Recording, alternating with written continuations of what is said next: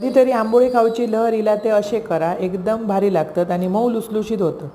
2 पेले तांदूळ, 1 पेलं उडदाची डाळ आणि 1 चमचो मेथी 6 तास भिजत ठेवलं आहे. त्याच्यानंतर ते बारीक गंधासारखे वाटून ठेवलं आहे. त्याच्यानंतर तर 6 तासांनी पीठ येतं. डब्यात पॅक ठेवलास का पीठ एकदम भारी येतं आणि मऊसूद होतं.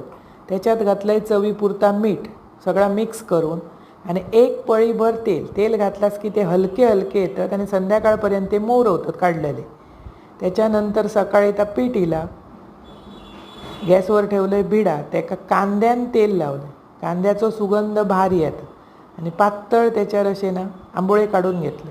मी केलं आहे चटणी आणि माका आवडतं चहा बरोबर. असे तुम्ही करा, एकदम भारी लुसलुशीत राहतात, मऊ. ते मग कशाही बरोबर तुम्ही खाऊ शकताच ना. उरलेला पीठ फ्रीजमध्ये ठेवा आणि आवडलं तर माझा चॅनल सबस्क्राईब करा.